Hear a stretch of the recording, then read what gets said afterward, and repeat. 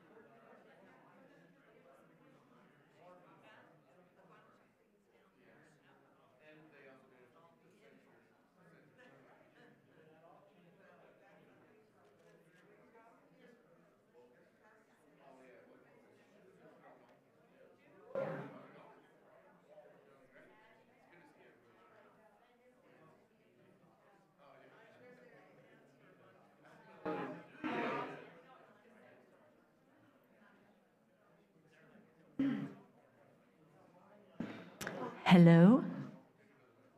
Kind of.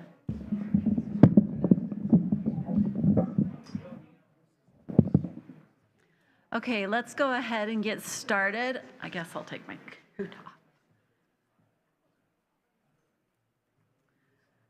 All right, thank you everybody for coming. My name is Tina Horlocker. I'm the chair of the Davis County Conservatives, and we are going to start with the Pledge of Allegiance, so everyone please rise. Ready, begin? I pledge allegiance to the flag of the United States of America and to the republic for which it stands, one nation under God, indivisible, with liberty and justice for all. And we are going to have an opening prayer by Bruce Finch.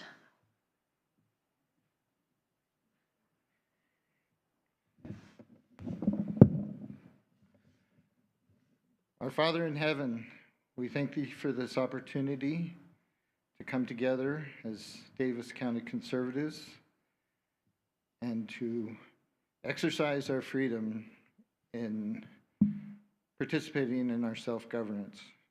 We ask you to bless us that we will come together and become a powerful force for good. And I ask a special blessing for John Cross, our new county commissioner, that he be inspired to do what he has wanting to do in betterment of our county government. We ask these blessings in the name of our Lord Jesus Christ. Amen.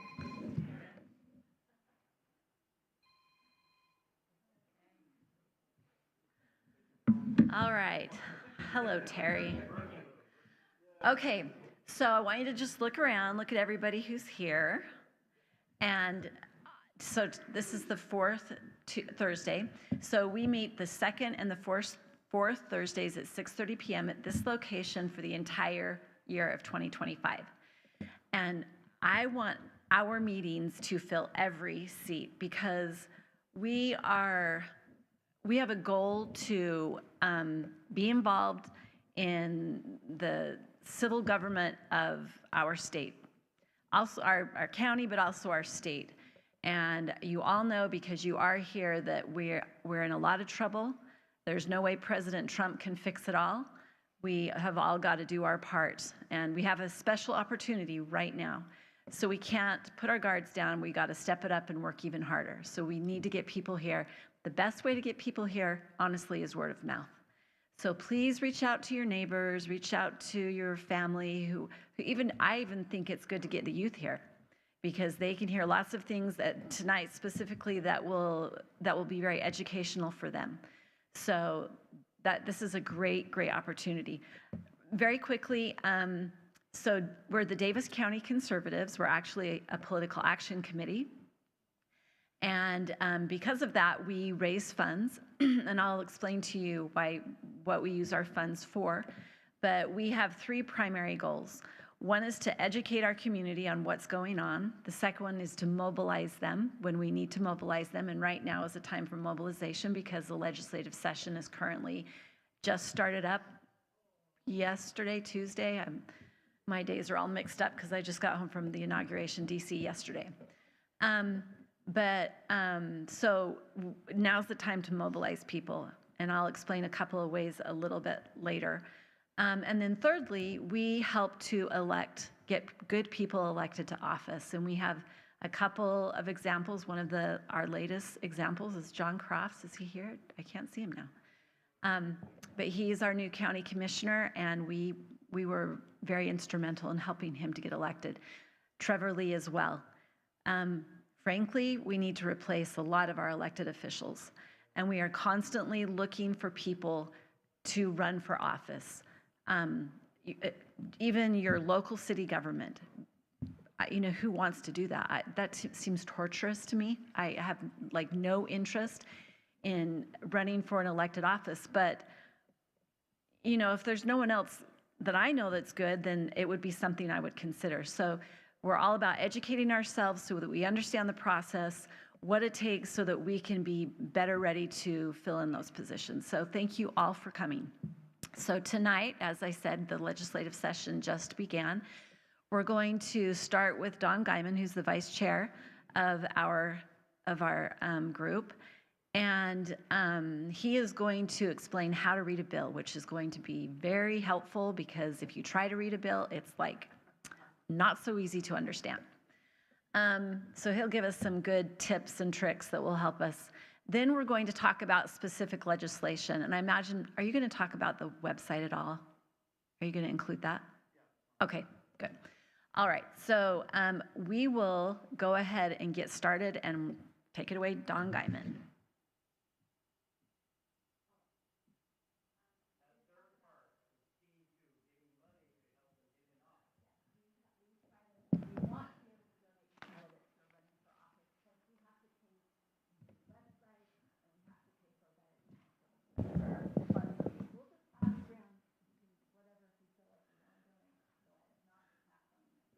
And if you could bring up that PowerPoint. And I will say, just putting a plug in for our upcoming meetings, what we got February 13th, we have Aaron Davidson, who's the Utah County Clerk, who'll talk about elections. He's been a superstar and maybe the one county clerk who's really been on the side of election integrity here in the state of Utah. And then on the 27th, we have Phil Lyman. He'll be coming to address us. So I think those two will be worthwhile. So plan on that, the 13th and 27th. So this is going to be a little hard because I took screenshots of the website. So I can kind of show you some key things, website. So up there, if you at the very top, you can see the address is le.utah.gov. Yeah. Before you get started, can I throw out a couple other dates? No, I'm joking. Go ahead, Scott. So the Davis County Convention is going to be on the 12th of April. So if you're part of that, throw that in your calendar, the 12th of April. And then on the 1st of February, we're going to issue out a memorandum to invite people to run for the DCRP offices. So if you're interested, that's the time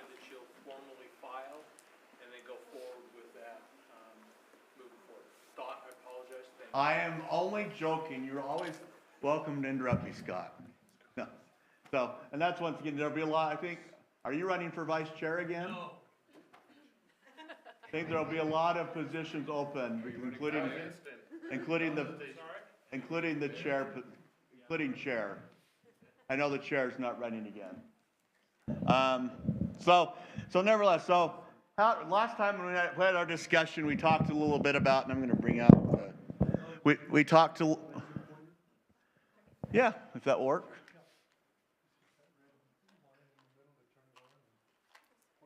Okay, so if you go to, the address is le.utah.gov. I believe the first HTTPS, but that puts it in automatically. So if you go to that website there, this is the front page of the website that you'll get, okay? Now I'm going to focus on two primary, just basically 2 pages. So the first thing you see is legislators. So can you click the next slide? You click on legislators, come here and you'll get your legislative, take a look at the legislators. You can see the Senate, the House, the roster. You can see maps. So you can see if you can't decide what legislative or Senate district you're in, you can see that. You can also see their seating chart, what have you, but I'm not really focused on that a little bit. But if you click on roster, you can go to the next. This is an example when you go to roster what the Senate roster will be. So you can, if you wanted, you can also select by party. You can sort by various ways.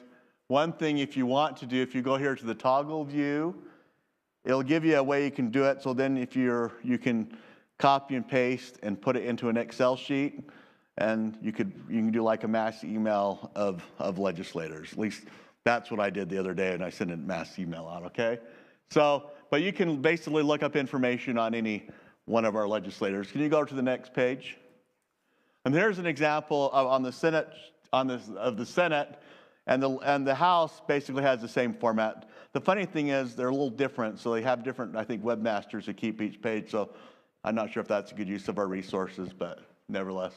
So you can see here, so this is Stuart Adams, the Senate president. I'm not sure, is this his?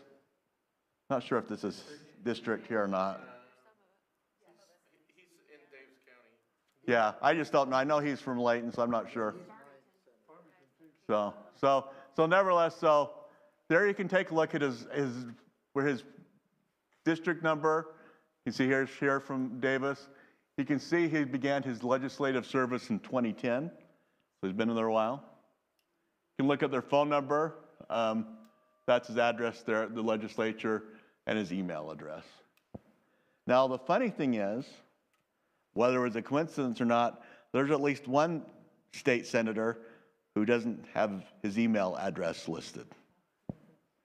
Don Ipson, I don't know if it's been corrected, but Don Ipson, who narrowly, no thank you to Mike Lee, sorry, Mike, or else Don Ipson would have lost, but he didn't have his, because I was doing emails the other day, I'm like, why is this person have an email? And he didn't have it. So, and you see that from time to time, that they really, to me that says they really don't want to be contacted and kind of really not represented and probably need to be replaced. So you can see here that you can see like what their career is, deskless businessman here. One thing to notate, I think there are a lot of conflicts of interest in our legislature. That might be an understatement, but lots of conflicts of interest. A lot of them are in real estate, as they're doing, just happen to be deals. Everyone seems to go into doing charter schools, what have you. But yeah. So you can see that their education here, and then you can see, you can also click on their conflict of interest reports and some of their other information. And then it doesn't show it all, like I couldn't get on the same page, but also you can see what committees they're on and what house districts or whatever they're. So there's a lot of information. If you want to find out about someone, you can, and both links, the House and Senate, have the same format. Any questions on that page there? Can I get the next slide? Okay, so now if I going back to the page, I go to bills. So from that main page of bills, I'm going to show you this. So you click here, and you can see all the different legislative, you can go back, and I think you can go back to a lot further than this. It goes all the way down, but once again, I was just trying to get everything on one page. So for example, you can go back, special sessions, you can see third special sessions. That's one of the dangerous, bad things we've got in our state at the moment. It used to be we only generally had to worry about government for 40, or should worry about government all the time, but worry about the legislature taking away your God-given rights and taking away your money for 45 days. But now they seem to have a lot more special sessions. It used to be, oh, that's fine. They didn't used to have those a lot. It used to have, but now you can see here, at least in 2016, they had 4 sessions. Yeah, outside of the 45 days, so. No, there's a way to call it, and there's sometimes that they're necessary. It used to be back in the day, and I thought this was a good change, that the governor was the only person that could call the legislature back into session. And to me, that was always a conflict of interest, because once again, you have the separation of powers. So I don't think it's necessarily a bad thing, but there's just a lot more special sessions than there used to be, but they'll generally be by a tweet, or there'll be information. Generally, if they have a special session, not always, it's on their day of their interim committee meetings, because they meet once a month outside of session where they meet in committees. And I generally found it's during that time, if that makes sense. But just one thing to notate, so it's not just 45 days, you need to make sure, at least the legislature all the time. But you can see all the different bills. You can see here a list of bill requests.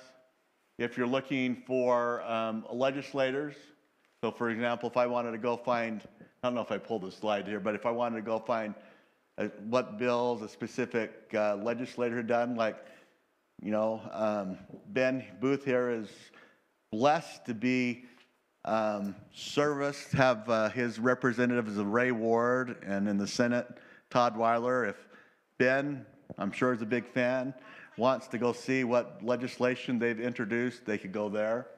You can look by keywords, so if you wanted to look up bills on abortion or what have you, I'd go there to Keith's.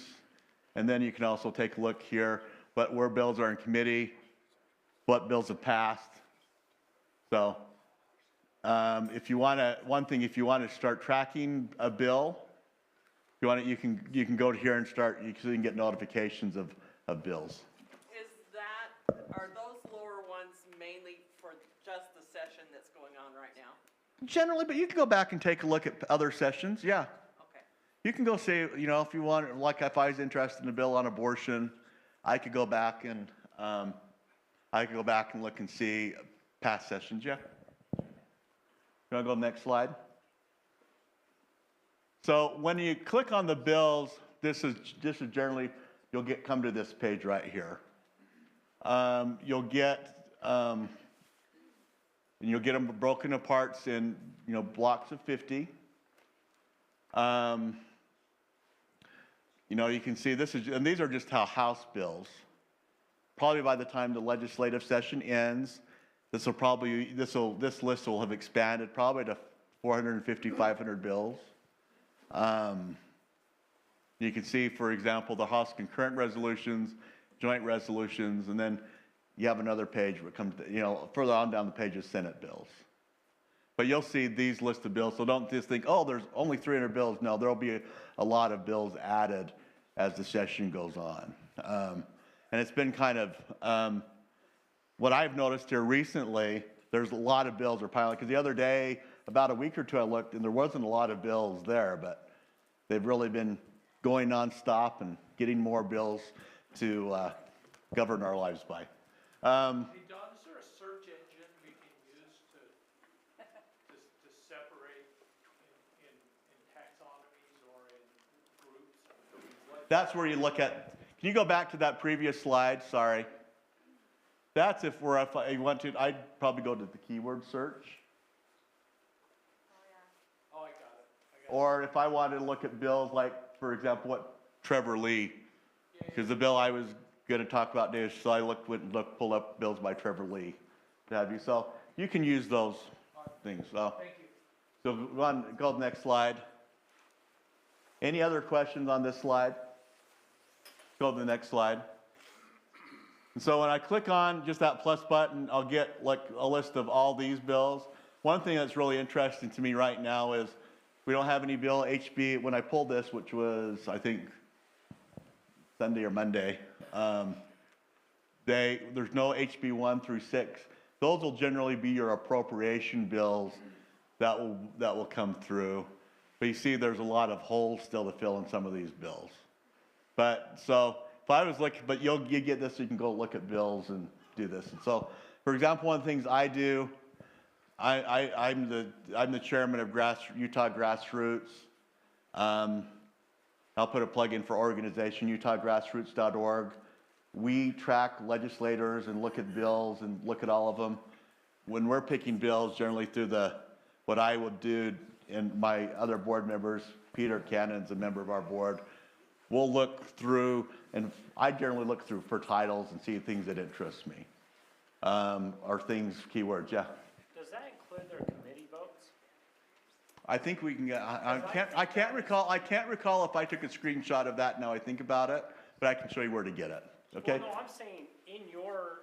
We don't do committee votes simply because, keep in mind, with Grassroots, we've been around since, 1992. I've been involved since 2001. I've tried to keep the same methodology of scoring bills, so we have some consistency, so over the cycle, right? And the problem with committee votes are, not everybody gets a committee vote. And when I take a look at our Grassroots, I look at a score, but to me, to be honest with you, I look more at where they rank. And so it's hard, because like if someone ranks first versus 75th or what have you. Does that make sense? Yeah. So we don't include their committee votes in our votes. So I honestly think that should change. Like, that's how Brad Wilson killed or promoted any bill for years. He would kill them in the right committee. He'd make sure it went right to the right committee and would kill it before the people that had to vote on it would look bad. Well, and I appreciate where you're coming from with that. My problem is that, like, on a committee you get 9, 10 people, so it kind of skews things a little bit. But yeah. Just do it separate, like committee votes and this, because that's where everything's decided. And that's a good idea. I'm just, as a volunteer, it takes just a lot more time on my. But if you could do anything, that would be the one thing. Yeah. Because after 4 years of watching how they operated when I first got involved, I was like, this is freaking how we. But I can't remember if I put in the slide here, but I'll show you how the committee votes. Because nobody looks at those, so they can vote no on these great election integrity bills, and they don't get in trouble because they didn't vote on the floor. Yeah. It's perfect. It was the Have perfect you looked plan. at that citizenportal.ai site? And there's a new portal. There was a presentation on it last night. I wasn't able to get on the meeting. Maybe you can talk of maybe when we're done here, you could talk about it for a moment. Because I know. I think I've not really got in and used it, but what I've seen The, is pretty. but from my understanding, correct me if I'm wrong, the Citizen Portal AI won't be good for this legislative session. It's basically good for past legislative sessions. It did? Okay, I'm sorry.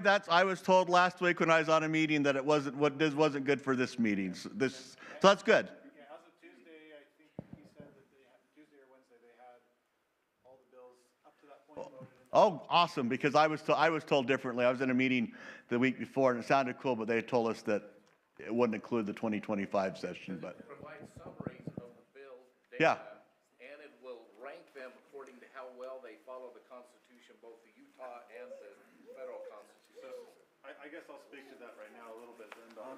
Got it. All right, sure.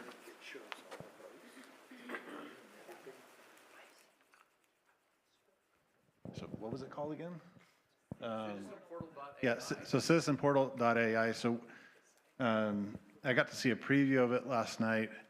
on a Zoom meeting. And yeah, it'll do that. It'll give you a summary of the bill. It'll give you a ranking, like say, okay, this is like how well it's following the U.S. Constitution, the state constitution, legal precedents, even look at that. The guy that is kind of running the show, though, he did say that it's still learning. So, like, we took a look at a couple of bills. I think it was HB 100 or something like that last night, and it's a school voucher, or it's a school lunch program bill, and it was giving it a constitutional favorability, almost 100%. It was like 90% favorability. So you gotta, it's still learning as an AI tool. It's not something you would want to trust just yet, because it's not where we would want it as far as being able to really understand the nuances of the language in bills sometimes. So, but as a tool for reading, getting a quick summary and understanding the bill, not a bad idea. Thank you.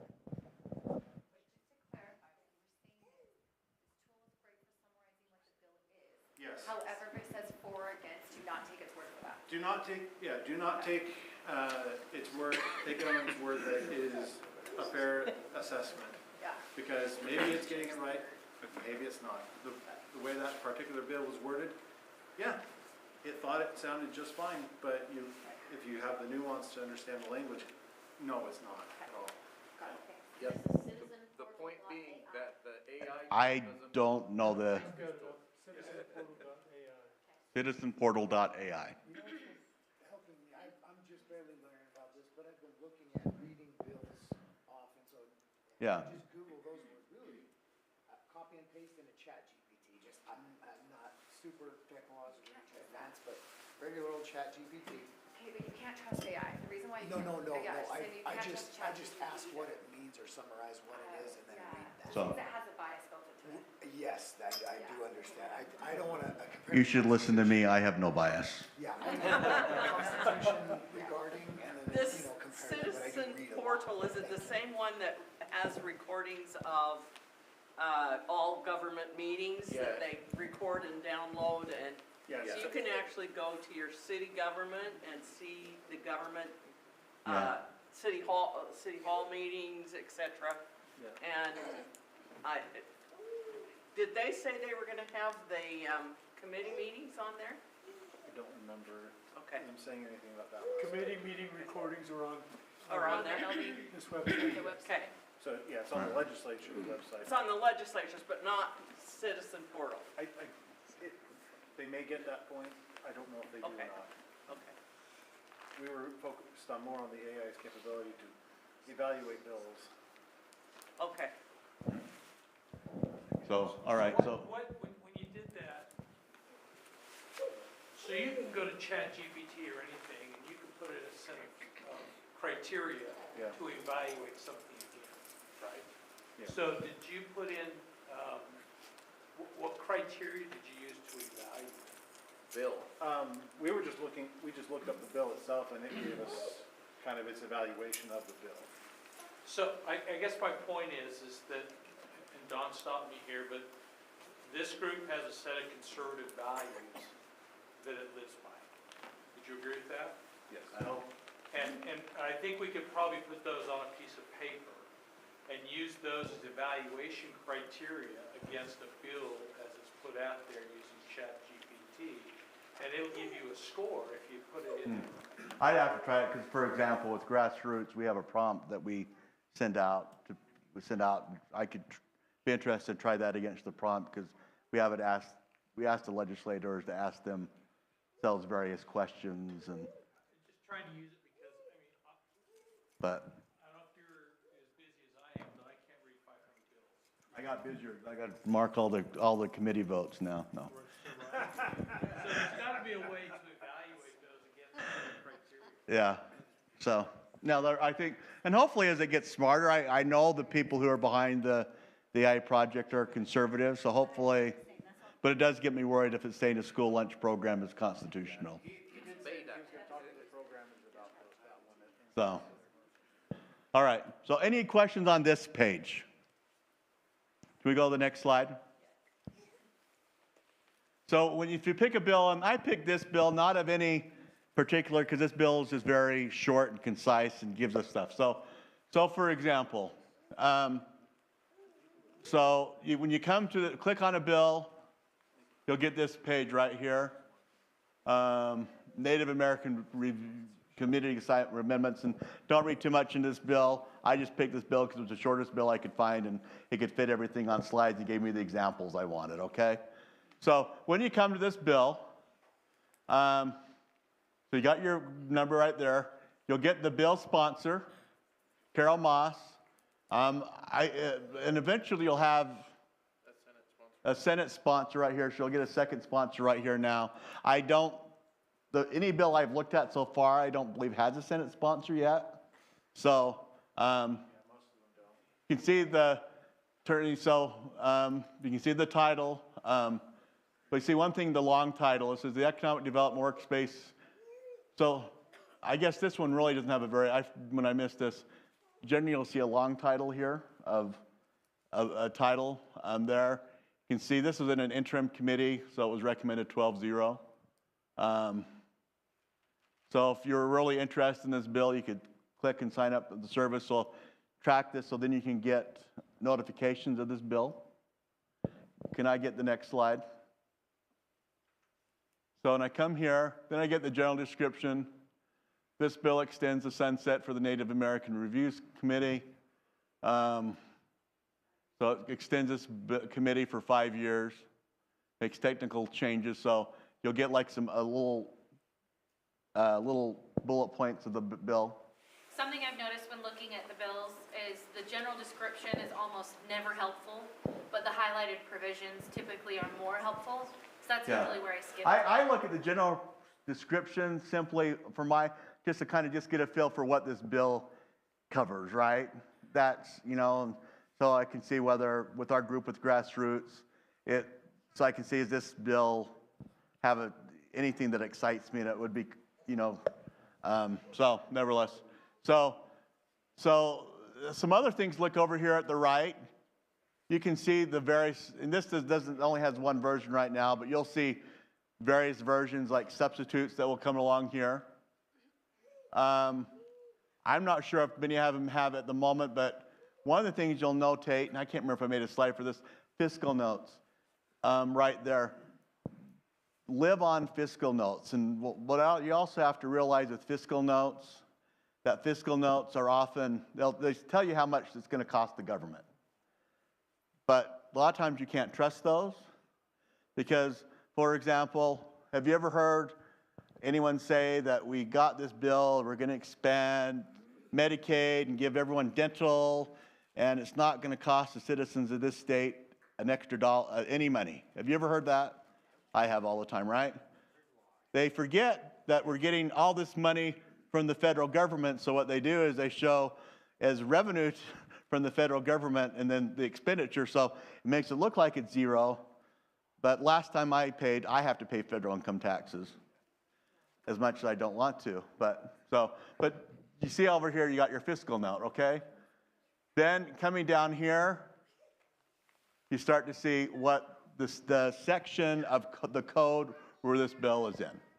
So anyone have any other questions on this? And also keep in mind, you take a look at here, this will tell you the last action that was taken and where the bill is right at the moment. And once again, it's still with the clerk because we're still starting. So any other questions? Okay, can I get next slide? Okay, and here's where we want to get the meat. And this is, I thought was a pretty cool thing. So now on here, this is why I wanted to keep this simple. If you see languages as being removed, it's in blue with a cross through it.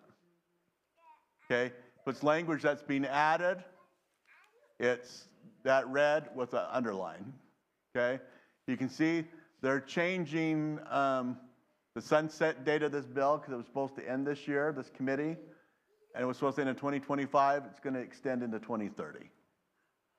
And then down here you can see just when this bill would take effect if it were passed. Like this one, generally it's a lot longer than this, but once again, this is a pretty short and simple one to look at. So So if they're taking something out, blue, strike through. If it's being added, red with underline. So any questions with that? Not sure if I have another slide. Do you have another slide? That's it? Okay.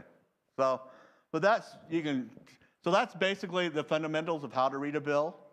I want to kind of keep it simple. It's kind of hard with the screenshots, but as you take a look at these things, they sometimes will try to take language in, sneak, language in. It doesn't seem bad, but it really is. And if one thing if I can just simply stress, stay in touch for those 45 days. You know that, I need to look at this number, but generally they pass over 800 bills in a legislative session, I believe. Like 800, I think we passed like 831. They keep setting new records. Like that's something to be proud of. But the majority of those bills get passed the last week of the session. Sometimes I think 25% or so got passed in the last 48 hours. That's why I came. I thought it was kind of a church meeting, but I come here, my pastor told me about this. I just wanted to figure out how to get involved local representatives, right? So when that happens, he said that our legislators need help with, I guess, reading or understanding. I mean, they can't read all these bills. They try to pass so much at the very end, so we all help them? Well, yeah, and I think that you got to make sure you're active, calling, texting, emailing. I think groups like this are important. So just get a hold of these. This is how to get a hold of them. Yeah. Get a hold of them and say. And part of it's also forming coalitions with people who think like this, right? And I think people have shared this story before, and we might have shared it last week, but I want to you weren't here last week, so I'll share this story. This Julie Fisher effect, I call this, okay? Did any of you used to listen to the Todd and Fisher show on the radio years ago? Okay. His wife got elected to the Utah legislature. She was in the Utah House. She was one of the most liberal members of the legislature. On our grassroots, she generally ranked in the bottom 50, generally. Because I put in, if you look at our utahgrassroots.org, the report, you can see I list the top 25, and she was always generally that 51 through 75, okay? Well, Peter was part of this group, right? They used to have what they call the 912 group, right? Yeah, Davis 912. The Davis 912 group. And they were having meetings like this. When I used to sometimes go meet with them, they would meet in a church. And Julie and Peter and them went and talked to Julie and said, you know what? Your voting record's atrocious, and if you don't improve, we're going to run someone against you. Lo and behold, she goes from being in the bottom 50, the next year on grassroots, she finished 13th in the House. But that was not even the miracle of Julie Fisher, was even that. The next year, as an election year, Julie Fisher finished third. She went from being in the bottom 25 to the top number 3. She was even better than my good friend Kurt Oda, who was a tremendous legislator. All because you always have to remember with legislators, elected officials, what's their number one priority? Getting reelected. Most, not all, but that's the number one principle drive. So always take a look at this. So be actively involved. Get people together. Professionally lobby them. We don't want to threaten, but professionally lobby them. Let them know the big thing is let them know you're watching. And lo and behold, because we have a lot of work to do in Davis County, We've had 3 or 4 we've only had 3 or 4 good legislators.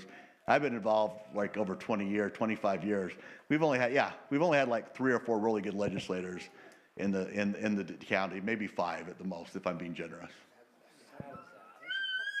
Well, because people don't hold them accountable. So, but that's one thing. If you do, and that's great. If you can be involved and call, talk to your friends. The big thing is get other people involved.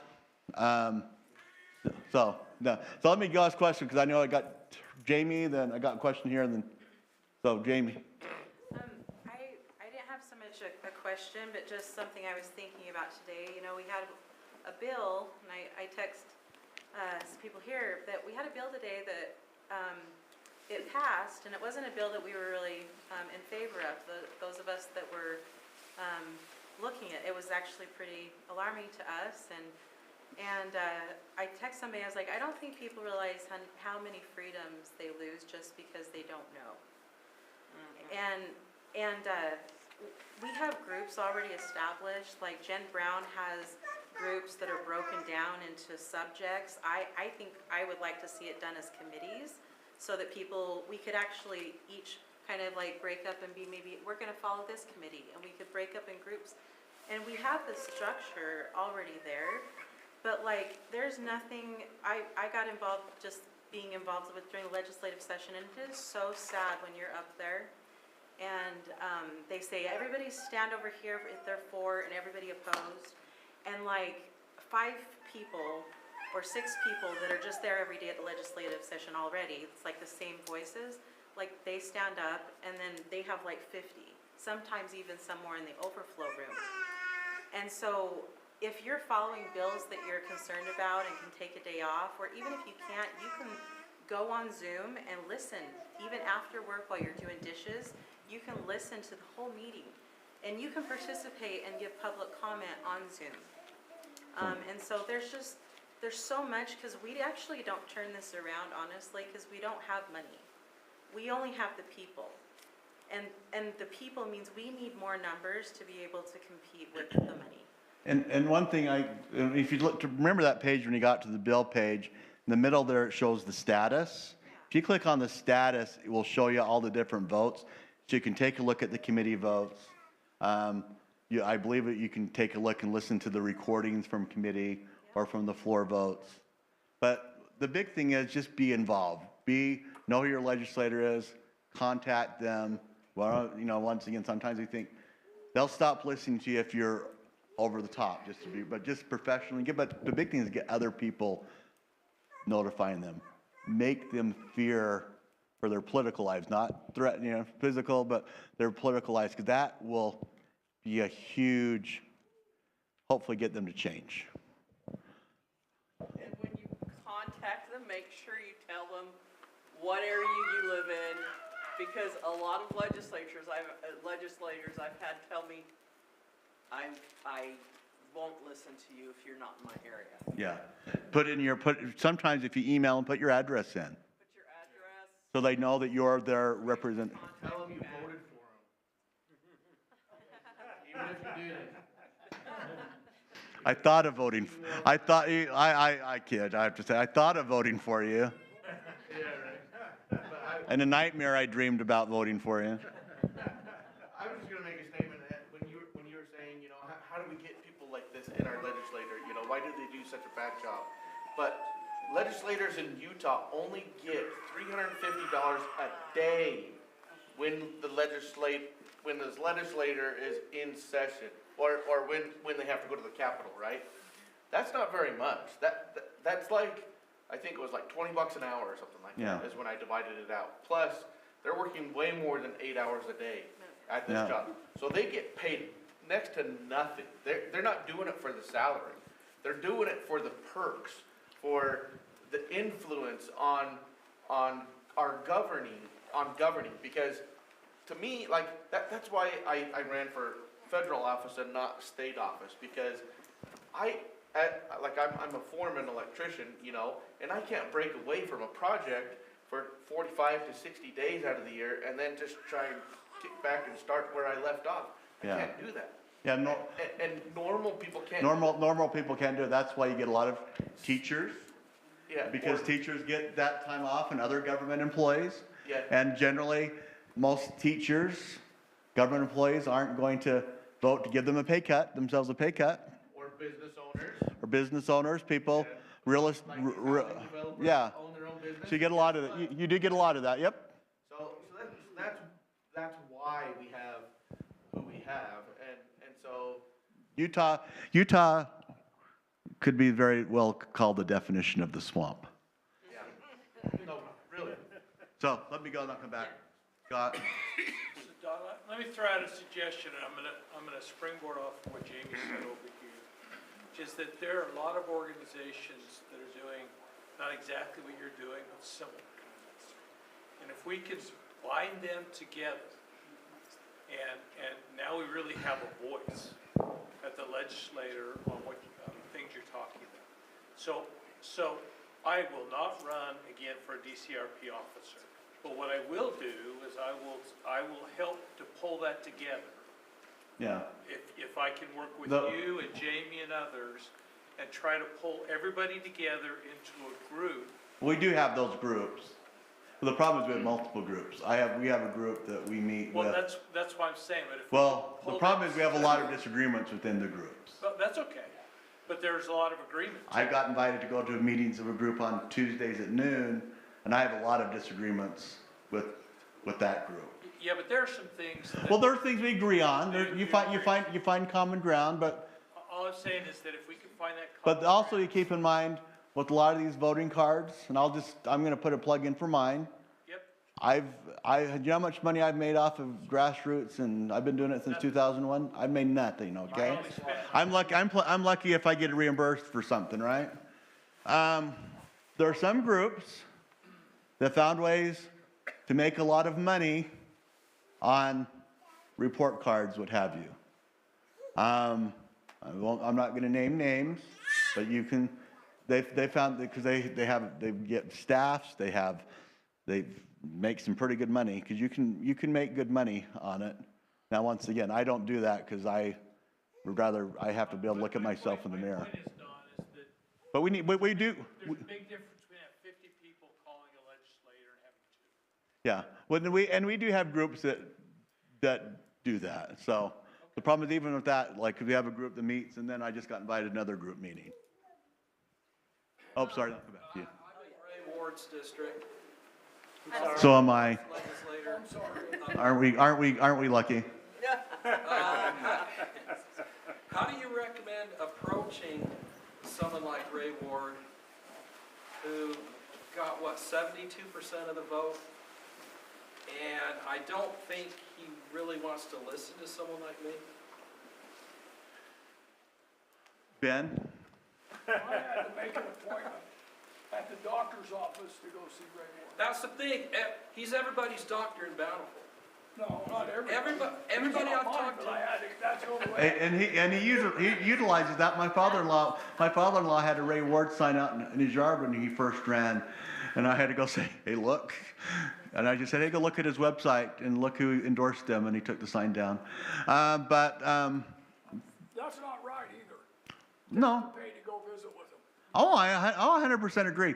Once again, one of the problems is, Paul said these are people who, if we have a really good representative, they have jobs, and they have, and it's hard to spend that much time because they've got to feed their family when they're not doing it. So it is hard, but Ray can be a nice guy.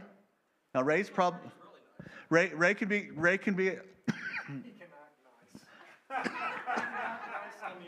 I'm trying to be nice here.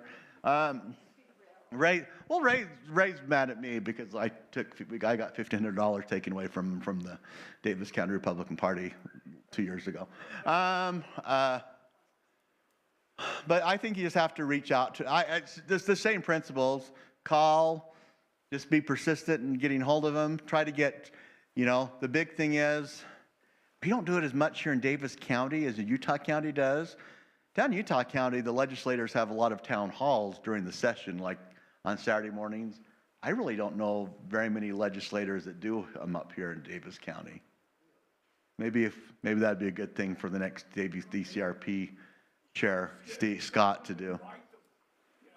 But There was a town hall last week, and Barlow didn't show up. Yeah. no, That's because Barlow's. that's because he's like Biden, Well, and I was wondering if it was because the city passed too, but I don't. just not quite there. I do like the way that we could do kind of, because it is our party, and we're having elections coming up here at the next convention to vote in new party leadership. But we could do it where we could assign ourselves to legislators that are in our area, as in groups. And then that way they know that they have a group of people that are gonna be contacting them. No, I think, and that's I kind like of. the way the party did that. Yeah. So we just have to keep trying, and I think that's a good example. It's just, we have to keep trying. It's, you know, and the big thing though is you really have to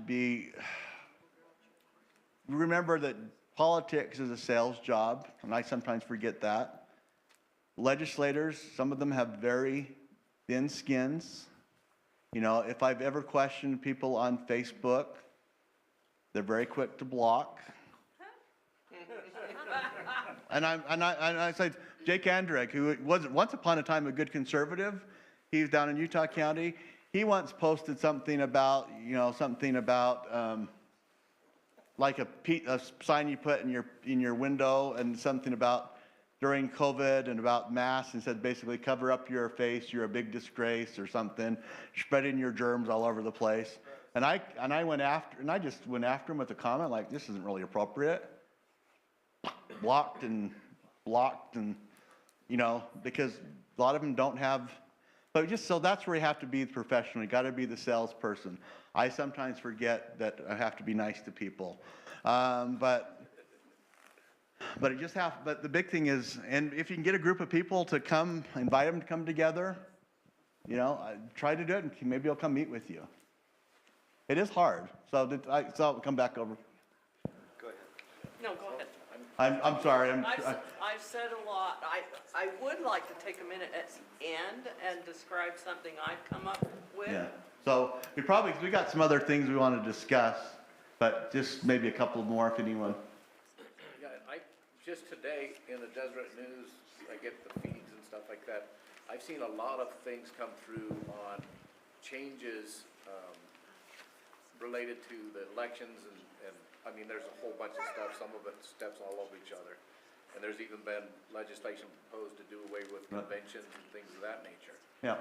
And I keep thinking, you know, for Republican Party stuff, or Democrats, whatever, these people are running as members of the party, and yet they seem to just blow everything out of the way. So how did they get to override everything that each of the parties do and create all this stuff to quote, do away with us? The U.S. Supreme Court and turning down 2 SB 54 challenges. Yeah, that's a problem.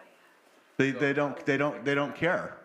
Well, You know, they want okay, one of the things about SB 54, and you're getting me on my rant here for a really second, SB 54 was not about ballot access. No.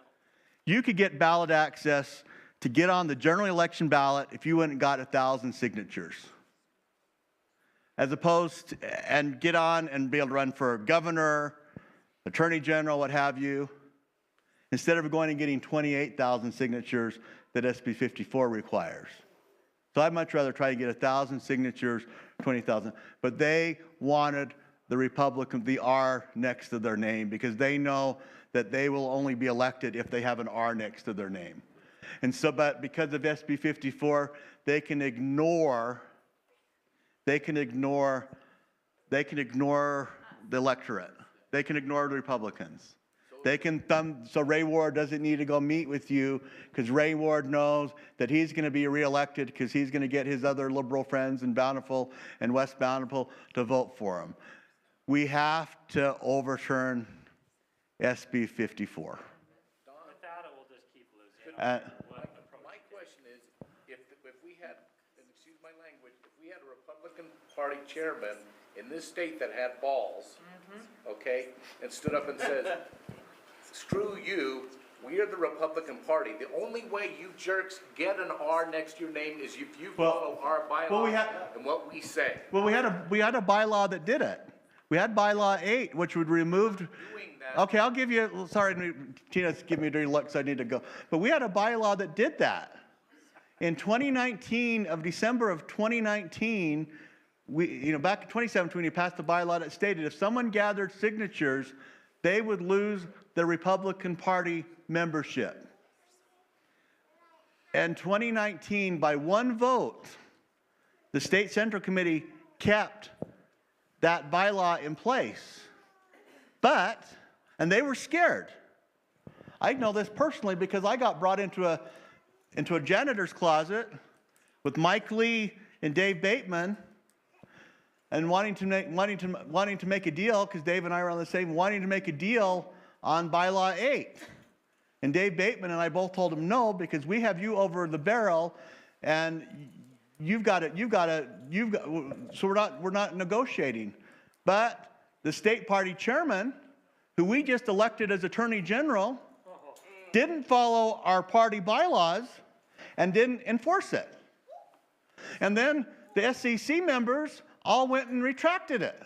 That same chairman, when he was no longer chairman, led the charge. So I get it, but it comes down to electing good people to the state central committee, good people in party offices, people who will do the right thing. But most people, unfortunately, aren't worried about doing the right thing if they're not in the legislature where their primary goal is to maintain power. If a lot of members of the SEC, their primary goal is to be able to get invited to the next lunch and be able to be able to sit at the cool kids table, at the cool kids, because once again, one of the problems here in Utah is many people haven't moved past junior high or high school. Sorry, I probably. This is what I made my diagram about that I'd like to talk to everybody about. I'm actually from South Jordan. So we were going to, If you're interested in looking at it, I can give it to you at the end. okay. So we were going to discuss bills next, and so, do you want me to give my bill, or do you want, sorry. So, this would be really quick. There's a lot of good and a lot of bad bills, and I've got to spend this weekend reading a bunch. One, though, that was a good bill, and this is Trevor Lee's bill, HB 84. One of the things you've talked about that they're worried about is they're going to start putting vaccines in food. Oh my God. That's been discussed. His bill would basically make these vaccines, and that you'd have to get a prescription in order to do that, I believe. HB 84.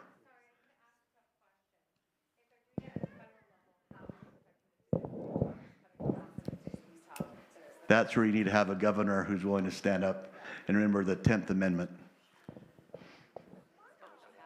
So, HB. Yeah. So, all right, that's just mine. So I don't know how do you want to go to Tina here? Tina's got my favorite bill. She stole the one I wanted. I stole it? Okay. Oh, you tell me you're taking it. Okay. Okay. So, a lot of thoughts with everything that Dawn just shared there, but we have Jen that's going to give one. We have Peter, Brian, Ben. Who else? Is that it? Olivia. Okay. All right. So we'll try to go fast. So I was going to talk about two bills. When I was thinking about what subject is the most important subject for a bill. And it's hard to say what's the most important subject for a bill, because last legislative session, I don't know how many water bills they had. They have just as many water bills this session as well. I looked up water, just tons of them. But so education is another huge one. You know, if we don't turn around our education system, our nation is lost. Doesn't matter what we do. You can tell absolutely by the quality, and I don't mean to say, I'm not trying to sound judgmental, but the ability of our teenagers to navigate life is going to bite us big time. So anyway, the two bills that I am looking at that to me are super important. The first one I've been fighting since we put it in the water is fluoride. When I was a mother who my oldest children were little, we went out and put flyers on the door of everybody's home to keep fluoride out of our waters. But we're up against a machine. Luckily, we have Robert Kennedy, who is bringing it to the forefront. But you cannot go to a county commission meeting and say the word fluoride that the big lobbyists don't know you've said it. Like, they literally have it set up. So if you go to a meeting, a political meeting, and you say the word fluoride, they immediately know about it. And they send their people in to keep their lies being told. But Stephanie Gracious, did I say the name right, Olivia? Gracious. She is a representative who has written a bill to get fluoride out of our water. And I read the bill, and what she's just taken it right out of the water, and she's made it so that if someone still wants fluoride, they can go to the health department and they can get fluoride. I texted Stephanie just to make sure that I wasn't missing anything, and I asked her, I said, is there any go around? Can the health department go around and still put fluoride in our water? And I would love to sit and tell you about the health department meeting I was in recently. What a joke. And you know what transpired in that meeting, specifically about the fluoride. And I will say this, that 2 water district CEOs were there. They asked the health department to put a moratorium on the fluoride until they did more studies, because there's so much information out right now that are literally telling us you're being poisoned. You are literally being poisoned. We've all been poisoned. And so, so the bill number, it is HB 3081. HB 81. I'm looking at a couple bills, so I keep forgetting the number, but HB 81. And she said there is no go around. She said there will be no adding it by anybody, period, end of story, if it passes. So she said, I asked what her feeling was on the support of the bill. She says, I think we can pass it, but we still need all the support we can get. So I'm sure you all understand that the bill has to be passed both by the House and by the Senate. So we'll get it past the House, but where it's going to get held up will be at the Senate, because they're all the stinkers. That's a very kind word to say. So she says, make sure you bring people. So this is what I mean. I am so cold. So she says, so what, this is where the mobilization comes, where we have to get people to our Capitol. You have to know when the bills are being heard by the committees, because when you really have voices in committee, it's not when it's on the floor of the House or the Senate. The work is done in committees. So you have the ability to go to a committee and to listen to the debate, but also make public comment. And a lot of time they try to limit in the amount of people who can talk. And you want to make sure that if you're going to stand up and talk, you really know what you're going to say, because they might only let 3 fours and 3 against say something. So you want to make sure. But even your body in the room showing a negative or a positive support for something is powerful. When a lot of people show up, they notice. And so that's really important. She said that the bill is supposed to be in committee next Wednesday, and it looks like it might be 7 a.m. in the morning. This is the fluoride. It is in the, we just looked this up, it's in the House Natural Resources, Agriculture, and Environmental Committee.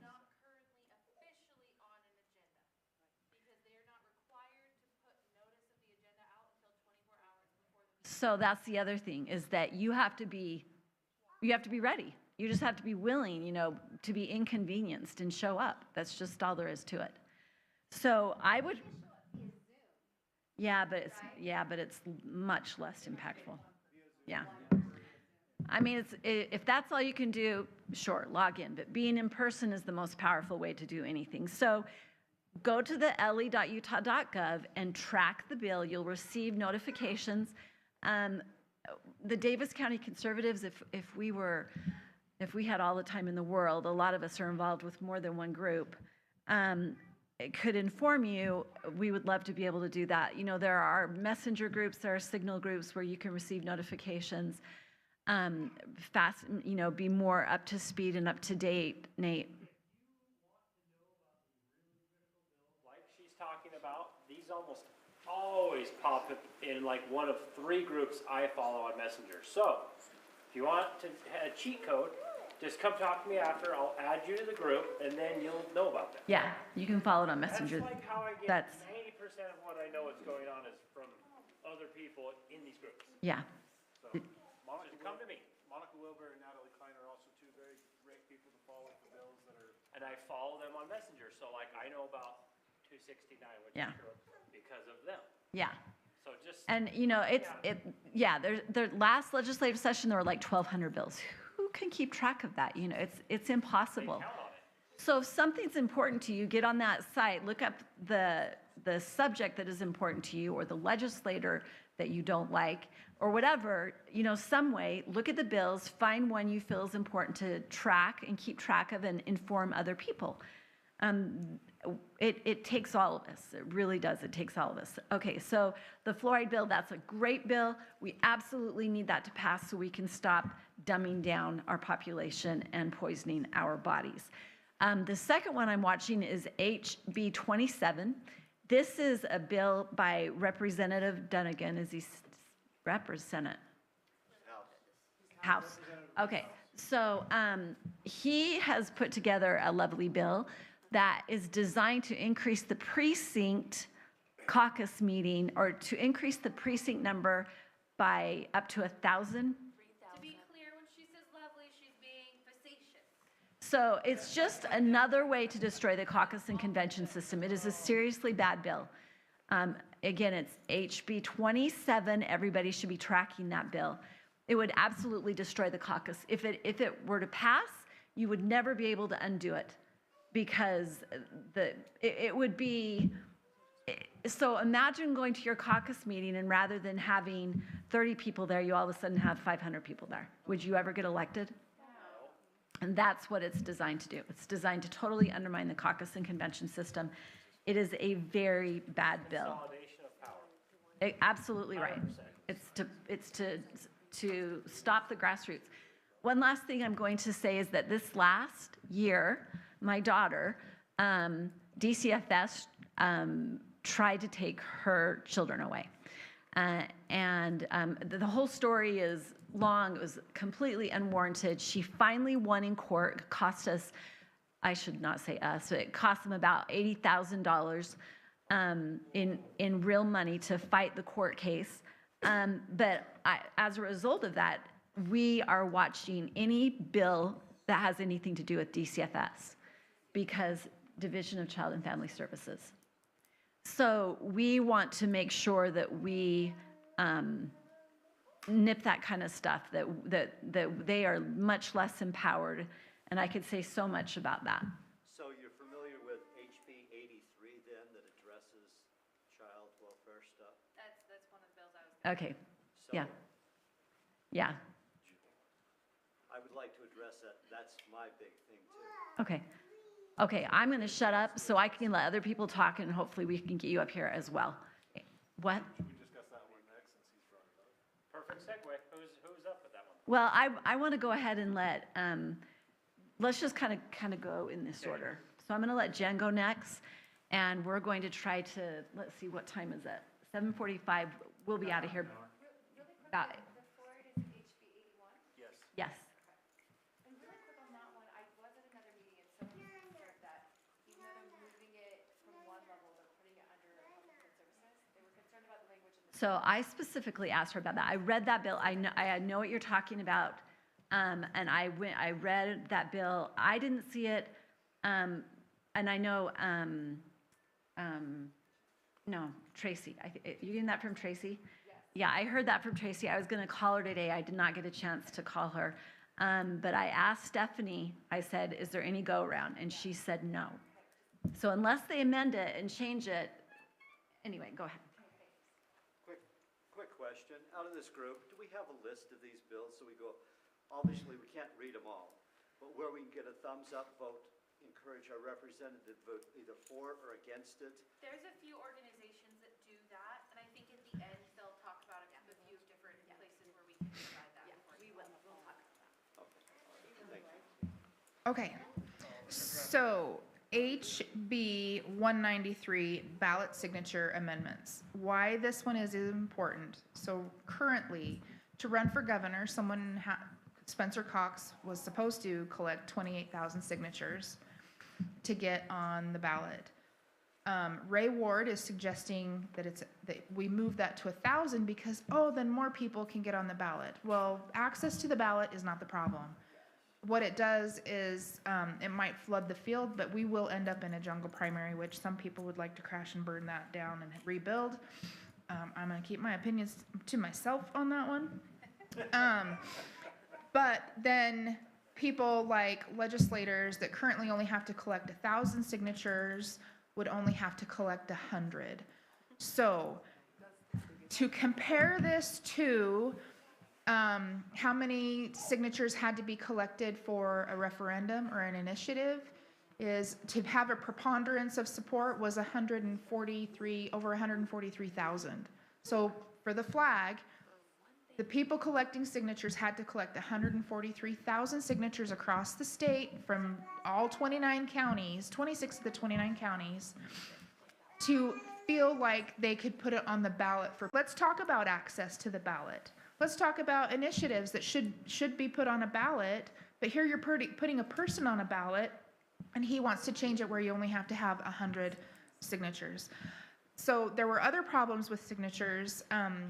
Spencer Cox turned in over 28,000 signatures.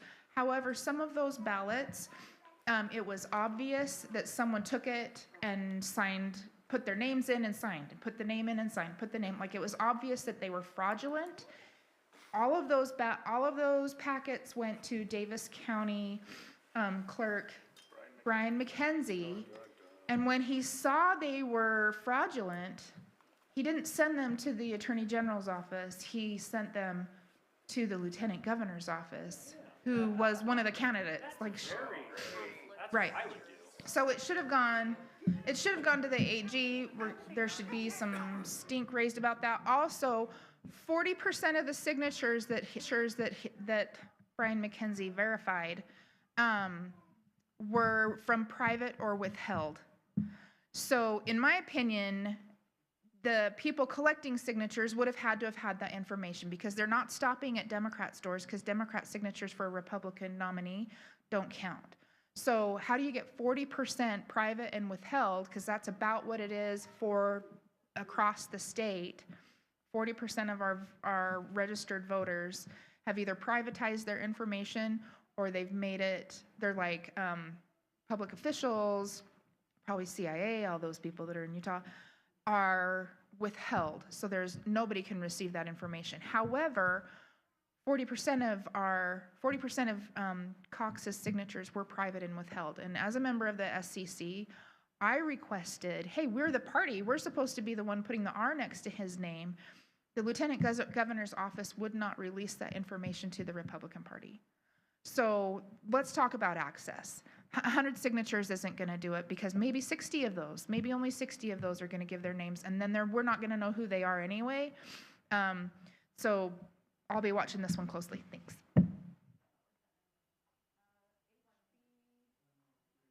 $193.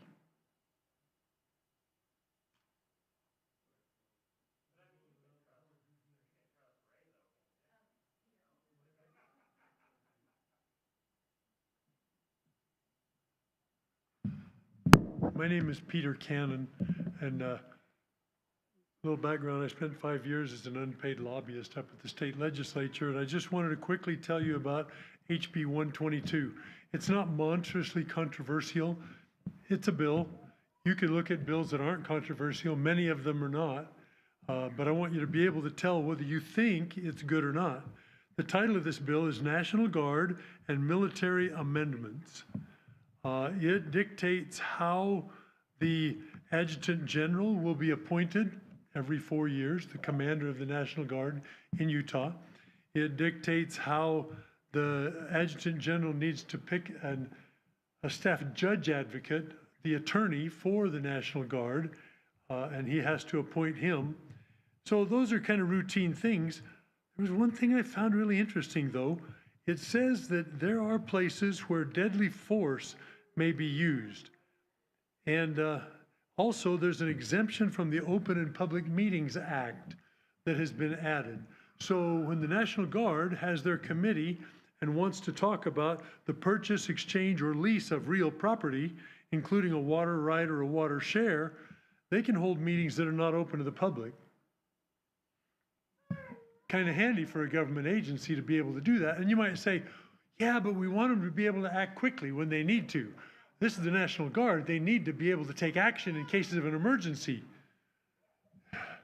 Yeah, those emergencies take away a lot of our rights. And so we may not like them to be able to do that. From the procurement code, they're exempt from some parts of the procurement code. Well, that makes some sense. If you have a natural disaster or an emergency, they need to buy equipment and materials and supplies quickly and not have to be hung up by all the procurement codes. That might be okay in an emergency. I don't know if they're allowed to do that all the time, though. Then there is a provision in this bill that, where is it here? It's coming up here soon. Use of force in defensive equipment and personnel of the National Guard or military.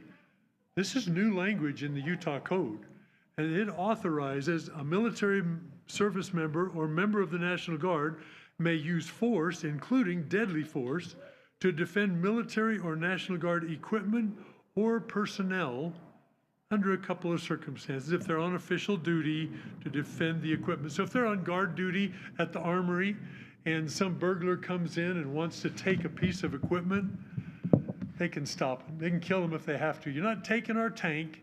You're not taking our 10-ton truck and driving around the city. We'll kill you first. They can do that. Seems all right to me in some ways. And they also are required to be given instructions on use of force. So they're given instructions just like overseas in a combat zone. You're allowed to fire under these circumstances. You're not allowed to fire under these circumstances. Here's who you have to contact to get permission to fire on a target.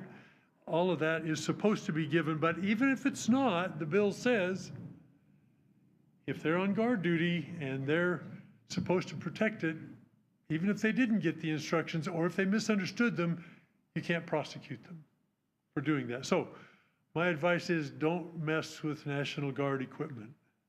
They'll kill you. So those are the kinds of things that are found in a routine bill. If you look deeply in the text, it's all in red, what they're adding, and you may find a provision that you think is dangerous. And you could advise your representative, ask him to amend the bill if you think that's going a little too far. Any questions? That's HB 122. The name of that bill is National Guard and Military Amendments. It did, as a matter of fact, it passed by a vote of 12-0 through the House Government Operations Committee. So it's headed for the floor of the House already. Yes?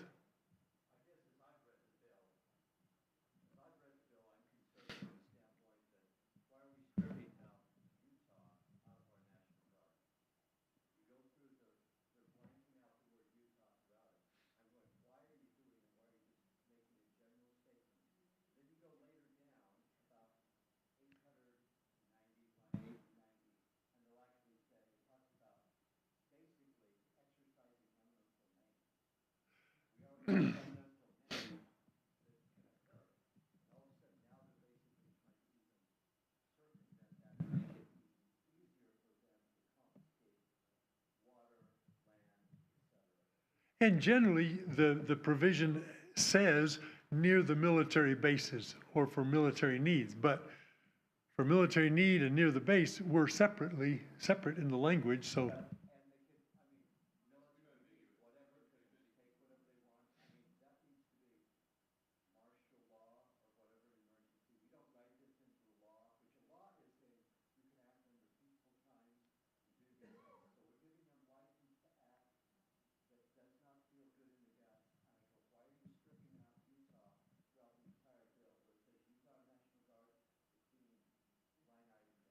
And it does mention National Guard and military. So I suppose those provisions would apply to soldiers at Hill Air Force Base too.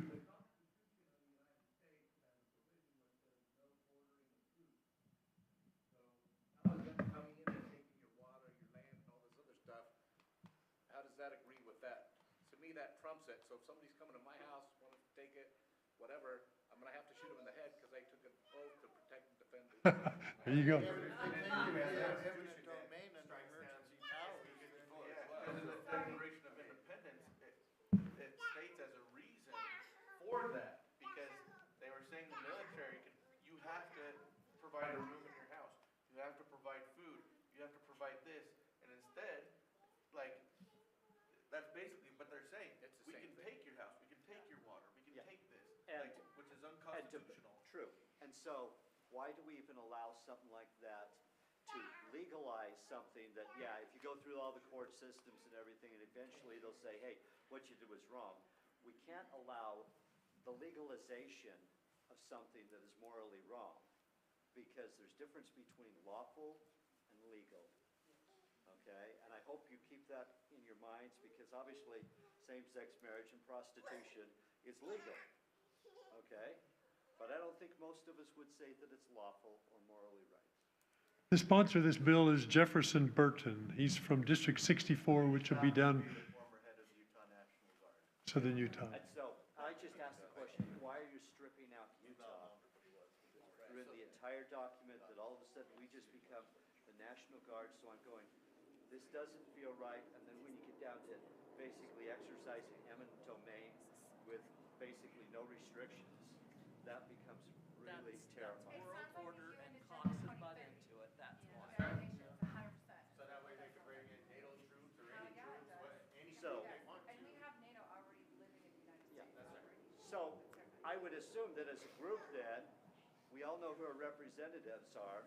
We would certainly contact them, send them an email and say, please vote against House Bill 122. Yeah. Do you know what committee that's in? I went, He just got, the logistics he's more familiar with. Oh, it got out of committee? Yeah, it got well, out. it's through the House committee already. And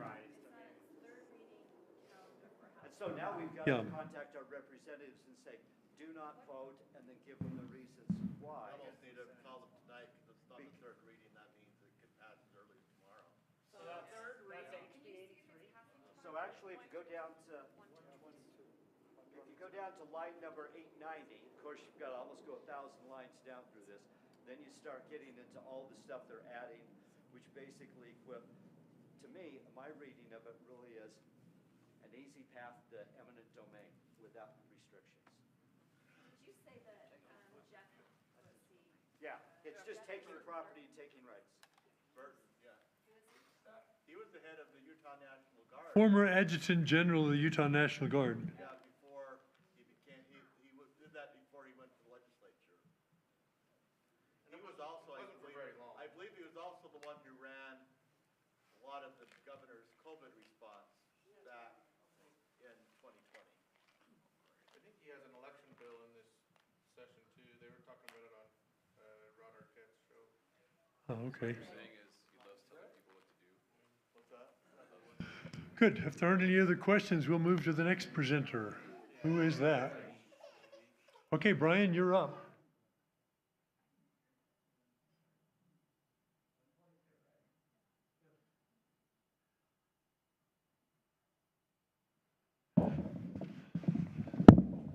Okay. So I looked at House Bill 209. Bill sponsor is Representative Nicolene Peck. And the bill is just simply titled Homeschool Amendments. So what it seems to stem around is the disclosure that you would have to file if you want to homeschool your kids. Changing, it's crossing out a bunch of language and then, but seems to be restating the same language just in a slightly different format down below, focusing on filling out your affidavit and having to publicly disclose if you have been charged with child abuse, making that an exemption to be able to homeschool your kids. See. No, making that a reason you can't homeschool your kids. So, which it seems to have been there before, but it seems like they're consolidating some of the language just farther down in the code is what they're trying to do. You are?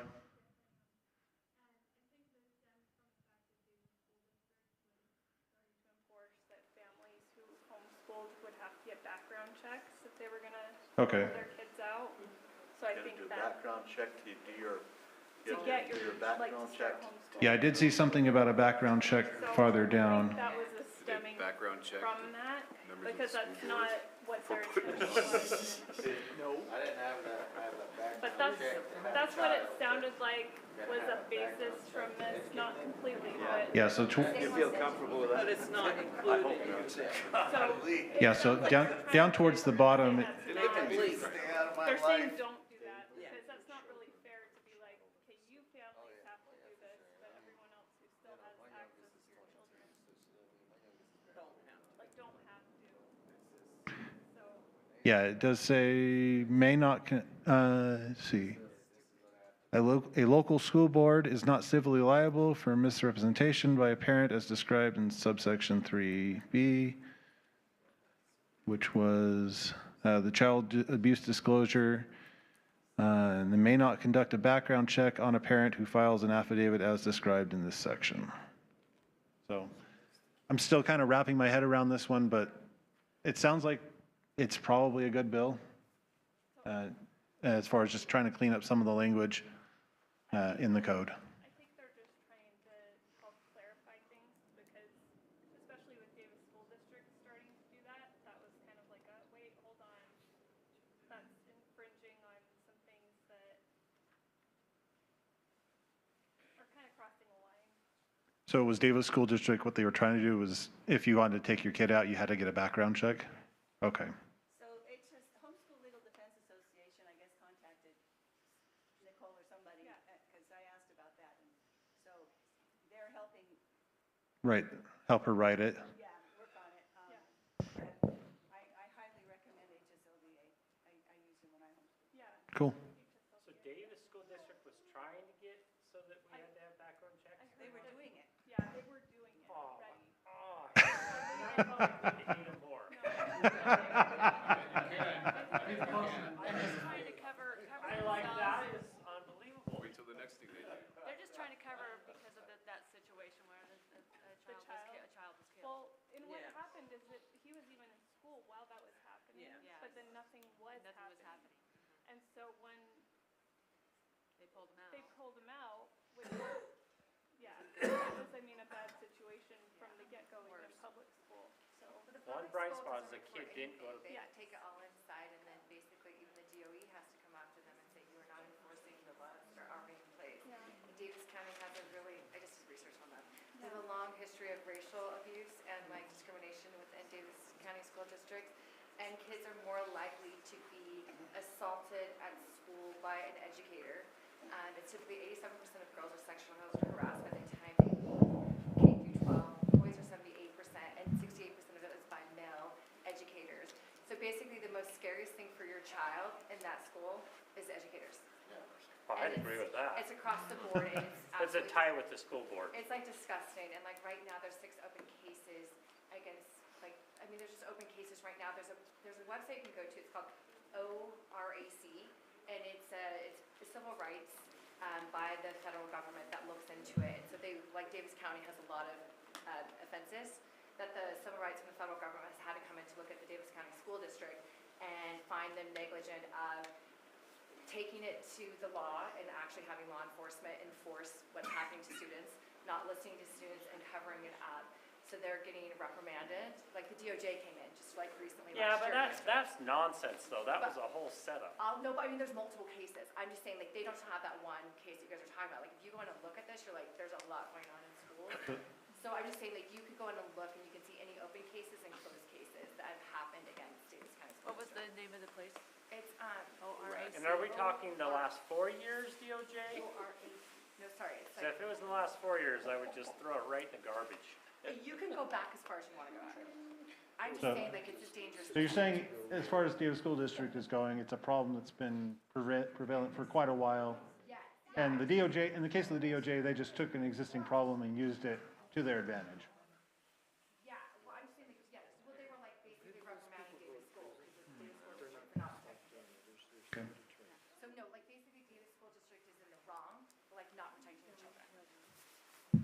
Anyway, that's the bill. Did we have another one, Ben? I guess you're next. Am I next? You are now.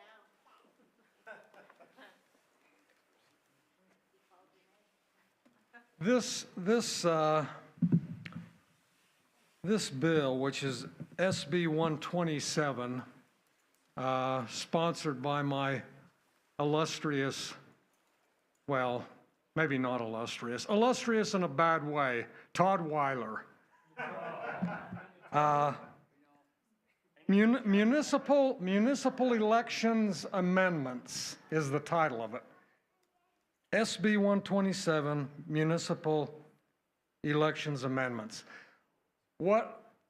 Let's talk for just a minute about ranked choice voting. Is everybody familiar with ranked choice voting? Okay, thumbs down, major thumbs down.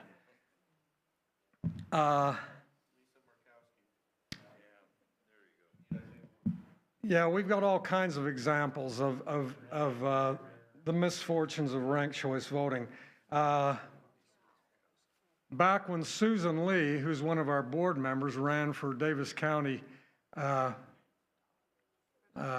Republican Party chairwoman, she won the first 2 rounds resoundingly and ends up losing the 3rd round.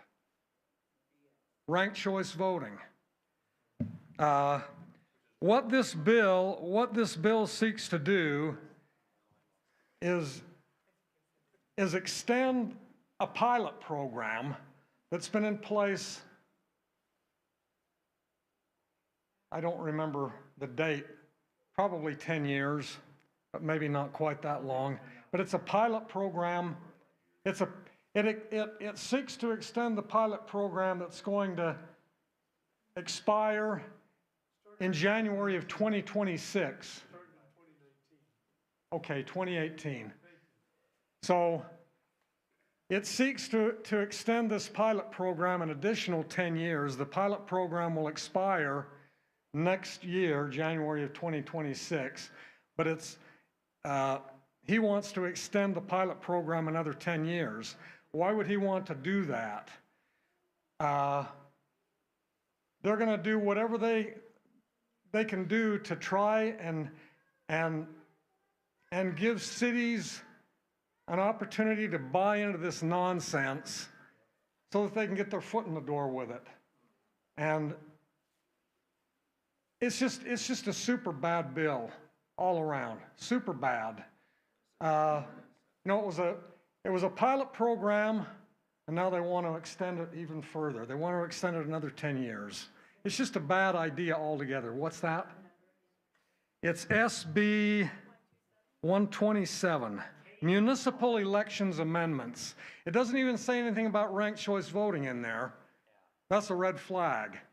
Katie Hall ran a bill, was it last year? Last year, and I thought for sure it was going to kill ranked choice voting. Yeah. This program. Yep. And I thought for sure it was a done deal. And Candace Perucci, who I think is very, very sneaky, she pulled some shenanigans in there, how to like table it, and we'll come back, and it never came back. No. And she did that on purpose, because you could see the votes were there to kill it. And she was like, well, I propose that we table this today. Yeah. And then we'll revisit, we can get those things worked out. It sounded reasonable. And I remember at the time I thought, boy, that seems reasonable. And then it ended, and about a day later I was like, holy freak, she did that on purpose. It never came back. You never saw it again. Extend it, not to get rid of it, now extend it. Yeah. And that's what I'm telling you, in committee, that's where they do all of their damage. Yeah. And she played that crowd, and those other, legislators fell for it, and it was. Yeah, I watched the meeting via Zoom, virtually, and it infuriated me. Ranked choice voting is a major burr in my saddle. Anyway, that's. Thank her, she literally kept that bill alive that day. Yeah. Any questions on that? Yeah, is that burr on your side or the horse's side of the saddle? Both. The horse doesn't know there's a burr in the saddle if the burr is between the saddle and my, you know what. I just wanted to be clear on where that bird was. What committee? Action is Senate first reading, introduced. It's at the Senate Rules Committee now. Yeah, it's had its first reading, so it's moving. So And if the he Rules has Committee anything to will do assign with it to it, a committee. you know, he's a major sponsor and he's got lots of buddies in the Utah, in the Senate. I mean, the Senate is way more corrupt and liberal than the House. We have more conservative people in the House, we have very few of them in the Senate. So, Like our anyway, federal government. I'm done. Who's next?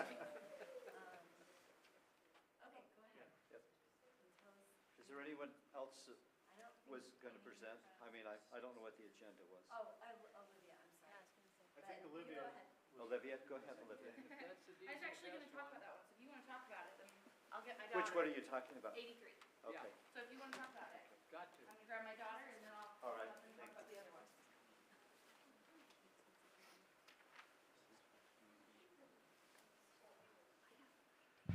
I apologize. I recognize a few faces, but I don't know a lot of your names. I'm Dale Hawkins. This is probably a bill that Tina can relate to.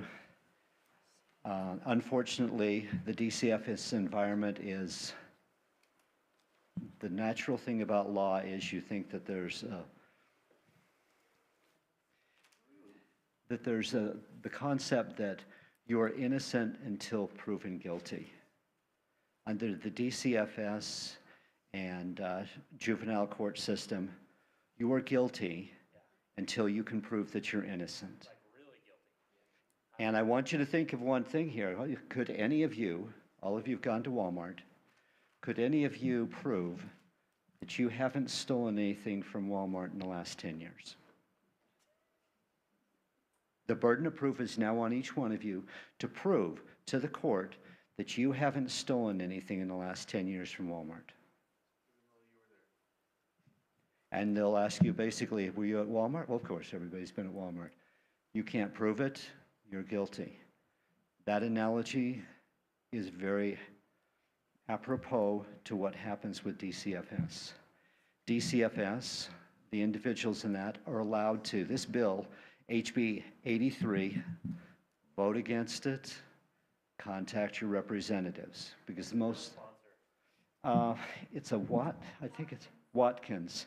What does the bill say? The Watkins, what it basically, it says the child welfare modifications.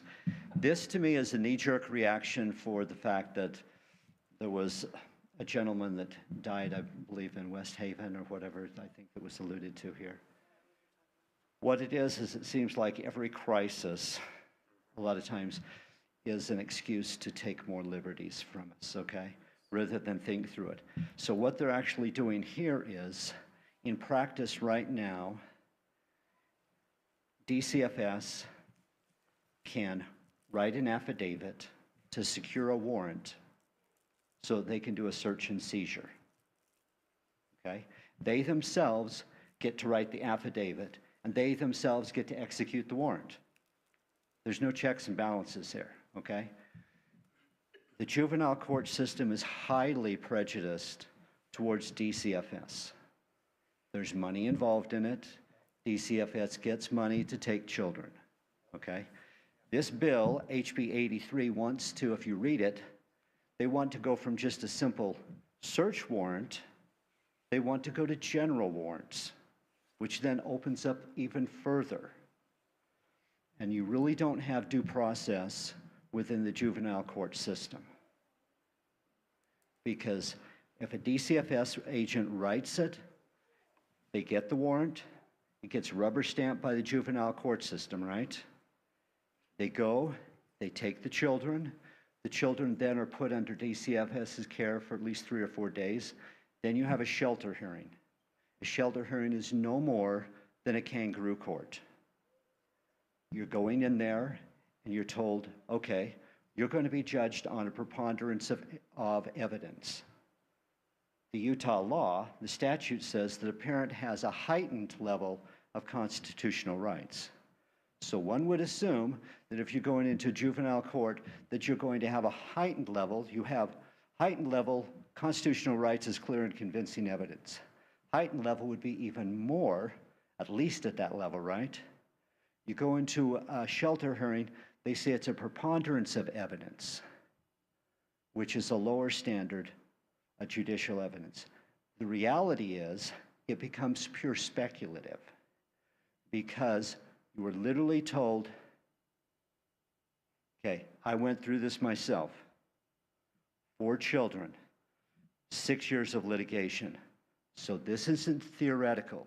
This is something I have experienced, and obviously Tina's experienced it.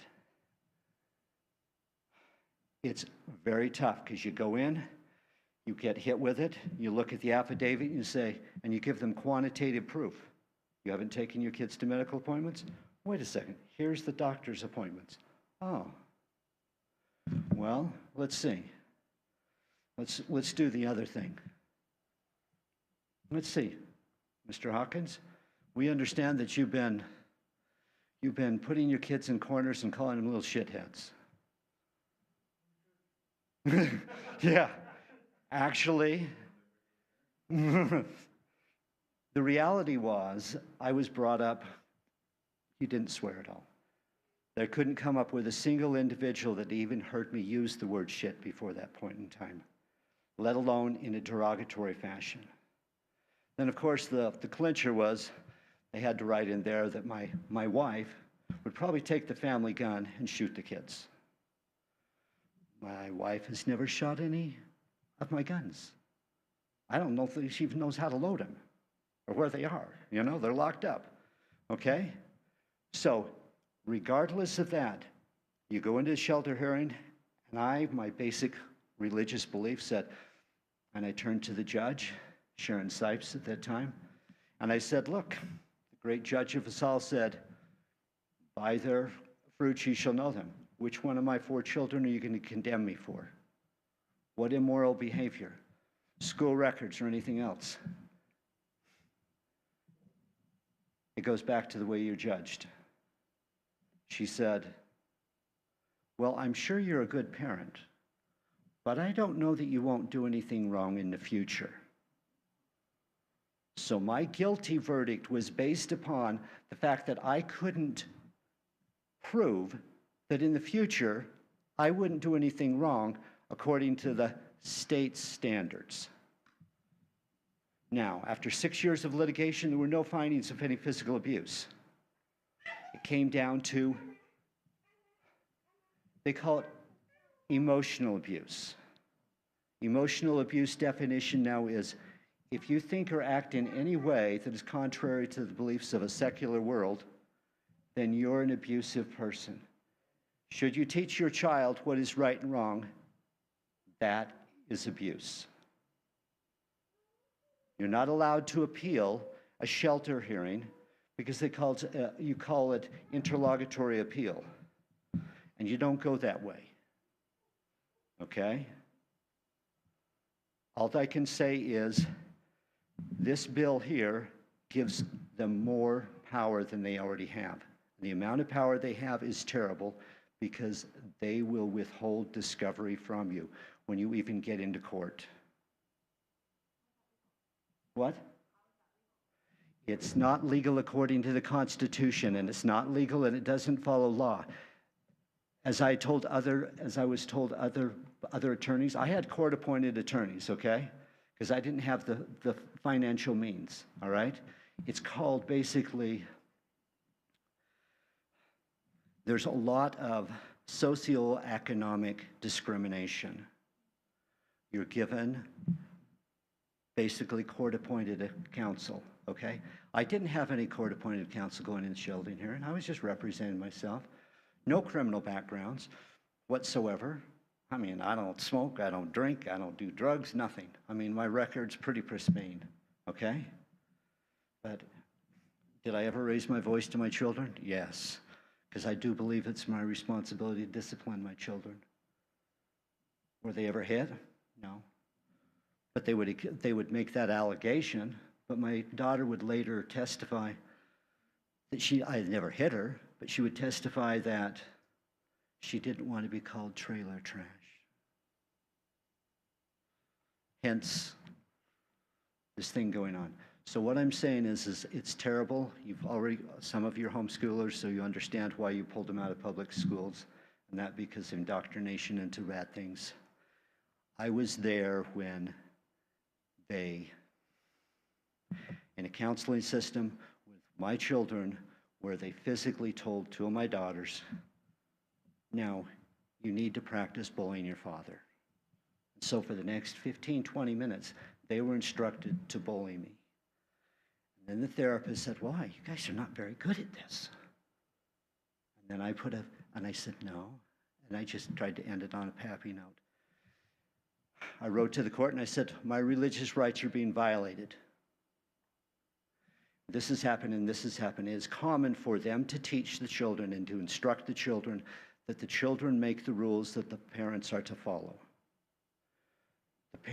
I was in another family counseling session when they were specifically going around the room, going, well, and one of my daughters said something, and I said, could you quantify that? Help me understand.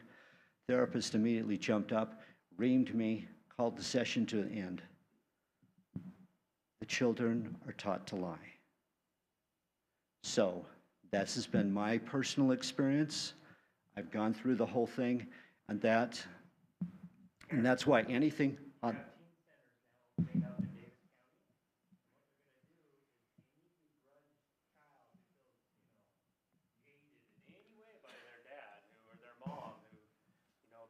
Out of shape. I didn't get to go to that party. Well, I'm going to make my dad suffer. I'm going to say he did da. Teen center can just take the kid. Yeah. I mean, this is they want their children away from you. That is true. DCFS to a T. Like, this is what they do. There is monetary rewards for them to do it. If you look at the budgets and you actually go through and do some research on it, you'll find it on that. So there's financial rewards going through this. I fought the system. My wife was like, oh no, what should we do? So after the shelter hearing, you go through mediation, and then she goes and, okay, fine, my wife, what should I do? And by this time, they assigned us attorneys. And I go, I can't believe this is happening. Because as I said, coming out that the shelter hearing, I said, the great judge of us all said, by their fruits you shall know them. Which one of my children are you going to condemn me for? You know, but it didn't matter. Okay, I'm sorry. I took way too much time. What I'm saying is be so careful. You're reading all this. On the surface, it sounds really good, but the corruption is so deep when it comes to DCFS because our most important thing is our family. And I'm saying the reason I took a little extra time, I'm sorry here, is that if it can happen to me, it can happen to any of you, because once my court case was over, for me personally in that, they gave me 600 pages of discovery. 500 of it were blacked out, just solid black pages. The other 100 were mostly redacted on that. So if you think that you're going to get a fair trial in juvenile court, boy, think again. And I think probably Tina here can vouch for that. It sounds like it cost you $80,000 on that. I ended up with 4 children being adopted by the state.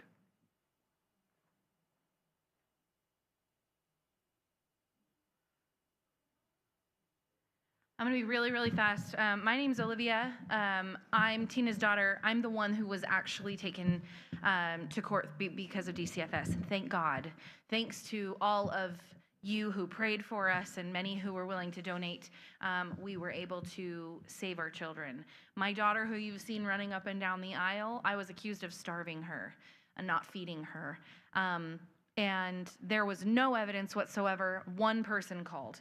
I could go into all of it, but that's not what we're here for right now. If you want to know more, I'm happy to tell you about it. If you want to know the horrors of DCFS, happy to talk about that as well. I think some of that maybe needs to be discussed off the record, because if you can't speak from your own personal experience, then there is the opportunity for you to be taken to court for defamation. So you want to be very careful of that. But that was a personal story, so thank goodness we could hear that and the horrors of it, and hopefully we can be awake to that. So that was HB 83. What it actually does is it makes it easier for DCFS to be able to get a warrant to come into your home, and it gives them a greater amount of things that they have the ability to assess, look at, or take examination of, essentially. It allows for a caseworker to potentially come into your home with a warrant and actually look at your child physically, touching them, holding them. They're not a doctor, but they're allowed to assess whether or not abuse is taking place. If they see a bruise, they can say whatever they think it was, and it allows for them to have that authority. So it's very bad. The reason why this bill was brought forward is because of this poor Gavin Peterson in Roy, who was starved to death. This poor kid had been reported by 5 different individuals over the course of more than 2 years to DCFS and the police, and they only ever went to the door, knocked on it, and when no one answered, they decided that was all they had to do. So because this particular case was not elevated as quickly as it should have been, and this child ended up dying, it led to, do you want me to hold Anna? It led to this bill coming forward because they said that they didn't have the ability to force themselves into the home to take care of this kid. But they had 2 years, and they had multiple reports, and they just didn't do things right. So that's where this bill comes from, and that's what it does. If you want to know specifics, it starts on line 107, the specifics of what's being added to HB 83. The other one that I want to encourage people to follow is HB 33. This one is actually a good one, at least as far as I can tell so far. What this one does is it allows for, it actually requires DCFS, if they ascertain that they have been given a false report, they are required to report that to the police. So as I said, it requires the division to determine whether a person knowingly made a false report of child abuse or neglect, and then it requires them to file that report with the police.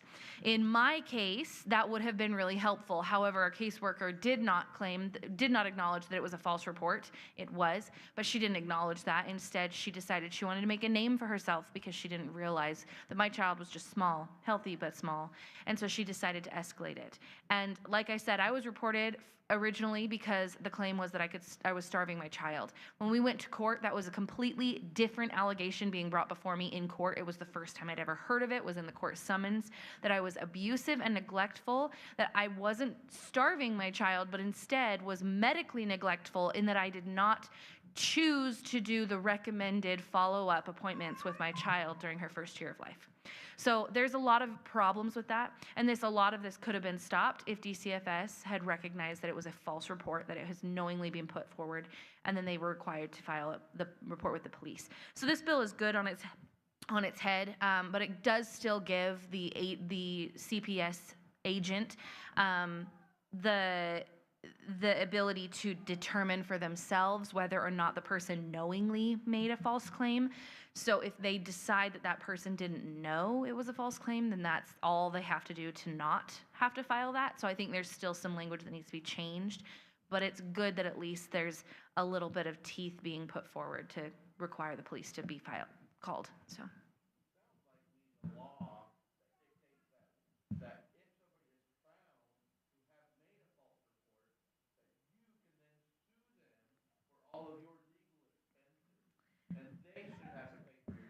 I would love that. If I can take maybe 60 seconds to tell you what I want to see changed, specifically in this case, the juvenile and family court system is the only court system where you cannot file for damages if you win. The only system that does not allow for you to recoup your damages. And I think the reason for that is because it's directly from the state.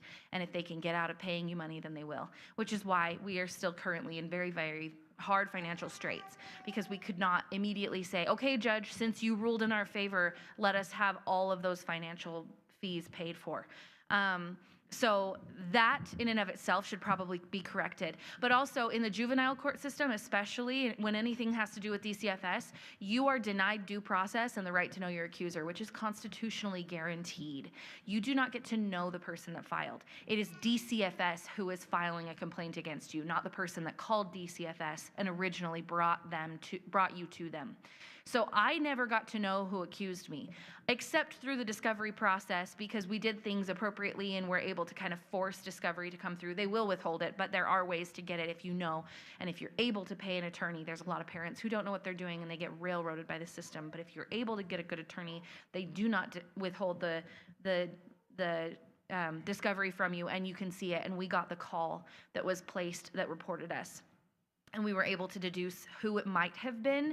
And then upon doing a little bit more question and answer of some people that we knew, it turned out to be a family member, an extended family member of ours who had called, had access to our family at least once a month, if not more than that. And she, instead of talking to us about her concerns, decided to call the government and get involved.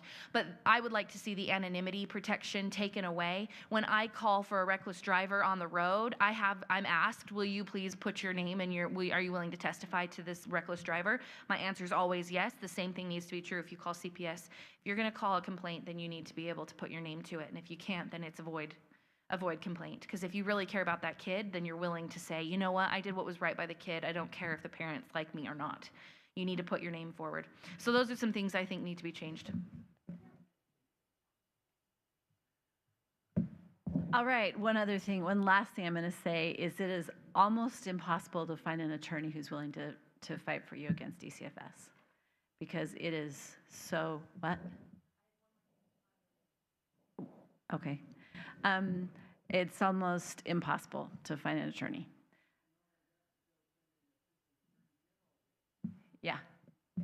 Yeah, it's pretty terrible. So these are the reasons why we need to be involved, right?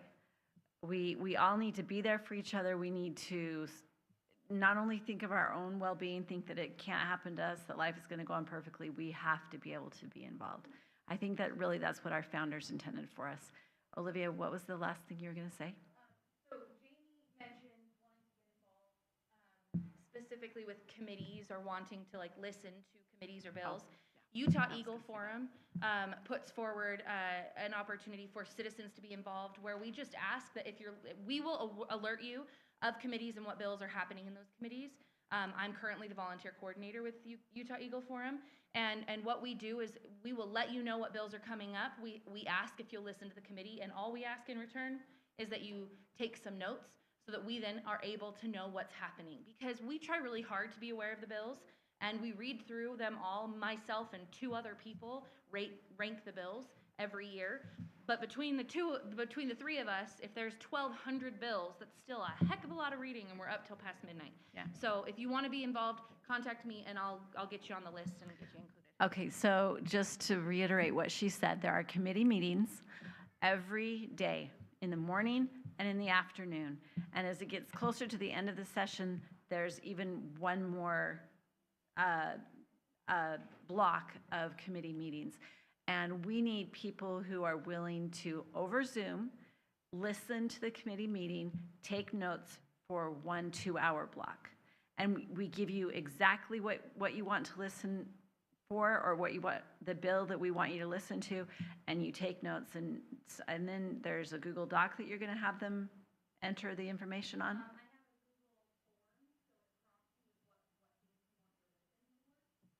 And then you put that, okay. So I'm over Wednesdays, so if you'd like to volunteer on Wednesdays, but you can actually do a day. And so for the next 6 or 7 weeks, you can, on that day, listen to committee meetings from 8 to 10, 10 to 12, 12 to 2, 2 to 4, for an example. Okay, I saw a hand.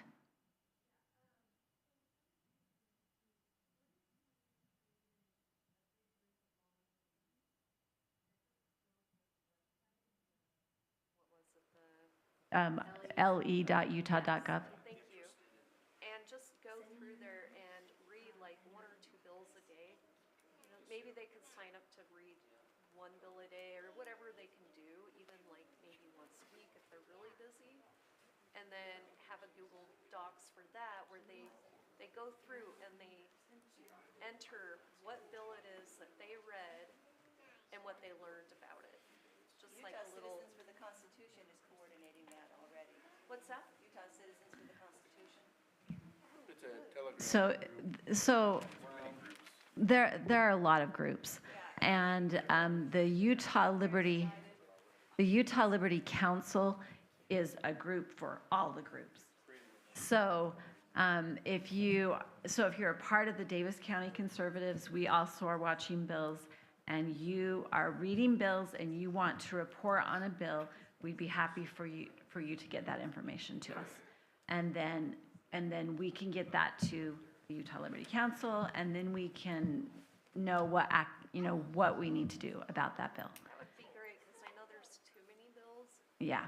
So, and there are people who just read bills. I have a friend who she just reads bills, and when she finds a bill, then she has a person she reaches out to, she gives them that information. So anyway, but yes, if anybody would be willing to do what we just described, please let Olivia or myself know.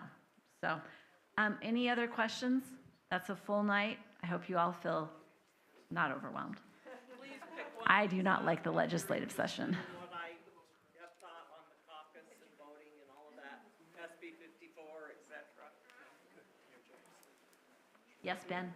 Did No. a clipboard go around so all of the newcomers can Oh. put their emails on it?